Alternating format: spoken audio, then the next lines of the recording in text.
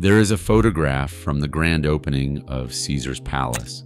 It captures a scene of absolute excess, flashbulbs popping, starlets laughing, and thousands of guests clinking champagne glasses. In the center stands Jimmy Hoffa, the most feared labor boss in America. But Hoffa is not looking at the cameras. He is looking at a man in a perfectly tailored suit who is barely in the shot. That man that could shut down the neon lights of the Las Vegas Strip with a single phone call. He represented the Chicago outfit, yet he never swore an oath. He carried the Teamsters pension fund in his pocket, yet he never punched a clock. The FBI called him the most powerful lawyer in the world, yet he never maintained a law office.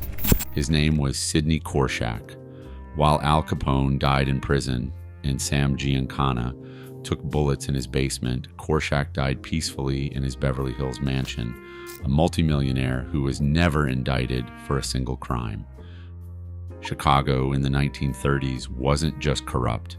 It was a perfect equation. The outfit controlled the unions controlled the labor, and labor controlled everything: steel beams rising on skyscrapers, delivery trucks moving food, and projectionists running movie reels. If you wanted labor peace, you eventually needed someone who could speak both languages, corporate America and the Chicago outfit. Korshak was born into privilege. His father was a wealthy contractor. His brother, Marshall, became a powerful Democratic politician. Sidney graduated from DePaul Law in 1930. He didn't look like a gangster because he wasn't one. He was something more valuable, a translator. His first clients were Capone's men. In 1943, Willie Byoff, the corrupt Hollywood stagehands union leader, testified that a Capone associate introduced him to Korshak and said, "Sidney is our man." 3 years later, when a bustling department store chain faced union payoff demands, they hired Korshak. Within weeks, the problem vanished. The picket lines disappeared. The delivery trucks returned. One phone call. This cemented his reputation. He was the man who could make labor peace appear like magic. By the late 40s, Korshak moved west. He never got a California law license. Instead, he operated from a corner booth at the Bistro, a fashionable Beverly Hills restaurant founded by Billy Wilder and 60 Hollywood investors. At table 1 every afternoon sat Sydney Korshak with a telephone brought to him by a waiter. This was his office. Surrounded by crystal glasses and white tablecloths, everything was done in whispers. Over lunch, with no paper trail. Just a man in a $5,000 suit making calls that could topple corporations or empty factory floors. And nobody could prove he had done anything illegal. The labor peace racket Korshak perfected was elegant and terrifying. At the center was the International Brotherhood of Teamsters. They controlled the circulatory system of American commerce. Imagine thousands of trucks idling on highways, cargo ships stuck in ports, and produce rotting on loading docks. If the Teamsters stopped working, billion-dollar industries stopped breathing, and Korshak represented the Teamsters. Starting in 1955, Jimmy Hoffa negotiated the first centralized pension contract, raising $10 million the first year. By the early 70s, the fund held $2.2 billion. Hoffa viewed this as a political tool, a way to make friends and control industries, and Korshak became the gatekeeper. If you wanted Teamsters money, you hired Korshak. If you wanted labor peace, you hired Korshak. Follow the money through Caesar's Palace. In 1965, hotelier Jay Sarno wanted to build a $24 million Roman palace on the Strip. No traditional bank would touch it, so Sarno went to Korshak, who arranged a Teamsters pension loan, $10.6 million initially, eventually ballooning to over $20 million. Almost overnight, the desert floor turned into a construction zone. Cranes rose like skeletons, and massive steel beams formed the skyline. The 1966 grand opening featured 2 tons of filet mignon, and Jimmy Hoffa sleeping in the finest suite a man who didn't gamble but whose pension fund had financed the entire operation. Between 1958 and 1977, the Teamsters loaned $240 million to Las Vegas casinos, a quarter of the fund's total loans. The Dunes, Stardust, Desert Inn, Fremont, and Circus were all built with Teamsters money. Korshak facilitated the deals and earned fees as a labor consultant. But the pension loans were just one stream. The real genius was labor consulting, a massive Hollywood studio lot teeming with carpenters and cameramen would be preparing a production. Korshak would offer his services. His retainer was $50,000 per year, over $400,000 today. What did they get? Nothing, except the assurance that labor problems would not materialize, because if they refused to pay, Korshak made one call. The cameras stopped rolling. The set lights went dark. The sound stages fell silent. The studio bled thousands of dollars daily. Then, after hiring Korshak, the work crews returned and the lights flickered back on. This was not negotiation. It was extortion with a receipt. Studios could not report it because they were complicit, and Korshak never left a trail. Just friendly lunches, quiet understandings, and a check payable to Sidney Korshak, labor consultant.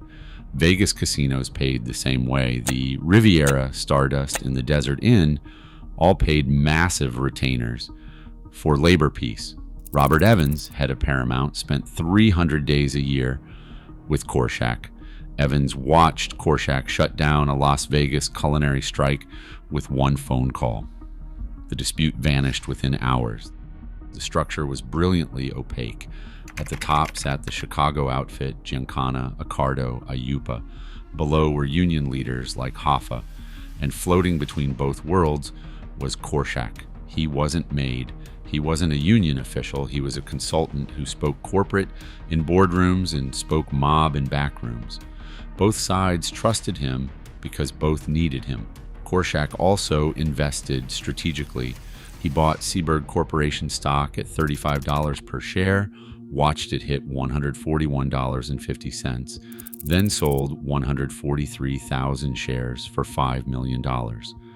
Federal investigators suspected insider trading, but couldn't prove coordination. The beauty was this: Korshak never demanded anything directly. He made himself indispensable. Problems appeared when he wasn't around and disappeared when he was paid. He never threatened. He just existed as the inevitable solution. But the clearest display came during The Godfather in 1971. Francis Coppola wanted Al Pacino for Michael Corleone. Robert Evans hated the idea. Pacino was too short, too unknown. Finally, Evans relented, but there was a problem. Pacino was under contract to MGM for another film. MGM's studio head, James Aubrey, refused to release him. When Evans called to negotiate, Aubrey told him to fuck off. Evans called Sydney Korshak. 20 minutes later, Aubrey called back, screaming, "You motherfucker, the midget's yours." Evans asked Korshak what he'd said. Korshak's reply was simple. I asked him if he wanted to finish building his hotel. Aubrey's boss, Kirk Kerkorian, was building the MGM Grand in Vegas. It was the biggest construction site in Nevada, filled with concrete mixers and union workers. One sentence reminded Kerkorian of the leverage pyramid controlling his empire. There is another telling moment. At a 1961 Teamsters convention, Korshak arrived in Vegas to find Jimmy Hoffa, president of the entire union, occupying Korshak's usual presidential suite. Hours later, Hoffa was moved, and Korshak was back in his suite. Nobody gave an order. It just happened. Everyone understood Hoffa controlled the Teamsters, but Korshak controlled the flow of power between the Teamsters, the mob, and corporate America. What made Korshak untouchable was discipline. He rarely appeared in court. He was never a party to contract signings. He kept no files and wrote no memos. Everything was verbal, face-to-face, in rooms without recording devices. When journalists investigated, they hit walls. A 1976 New York Times 4-part series laid out decades of alleged mob connections and suspicious deals. It led nowhere. No indictments, no charges. His personal life was carefully constructed. He was married to Bernice Stewart in 1943. They had 3 children and homes in Beverly Hills and Palm Springs. Impeccable style, bespoke suits, silk ties. His client list included Hilton Hotels, Hyatt, MGM, Playboy, MCA Universal, and Diners Club. On paper, he was just a successful labor consultant. The FBI's 1978 report called him the most powerful lawyer in the world and detailed his role linking organized crime to legitimate business. But labeling someone and prosecuting them are different things. Korshak never handled cash, never gave orders, never touched illegal activity directly. He was always 1 degree removed, always plausibly deniable, always clean. By all rights, Korshak should have ended like his contemporaries. Hoffa vanished in 1975, almost certainly murdered. Alan Dorfman was shot in 1983 to prevent cooperation with the feds. Gincana was killed in his basement. Even Robert Evans was arrested for cocaine in the 80s. But Korshak simply faded from view, never indicted, never arrested, never testified in a major trial. He just operated year after year, earning millions, wielding power, and leaving no fingerprints. On January 20th, 1996, Sydney Korshak died peacefully at home in Beverly Hills. He was 88 years old. The New York Times called him Hollywood's fabled fixer, carefully noting he had never been indicted despite decades of investigations. His brother Marshall died 1 day earlier. Korshak was buried quietly at Hillside Memorial Park. He proved you did not need to be a gangster to control gangsters. You did not need a Tommy gun to wield power. You did not need broken kneecaps to extract tribute. All you needed was leverage and discretion and the ability to speak 2 languages, organized crime and corporate America. While Gotti rotted in a steel cage and Capone died in disgrace, Korshak lived to see his grandchildren, enjoyed his wealth, and never spent a day behind bars. He showed that the most dangerous people are not the ones who shout, they are the ones who whisper. They do not demand, they make themselves indispensable. And their names never appear on FBI wanted posters. They appear just briefly in acknowledgments, then disappear into history, leaving only questions, whispers, and the faint scent of power. Because Sydney Korshak understood something most people never learn. The best way to win the game is to make sure nobody realizes you are playing.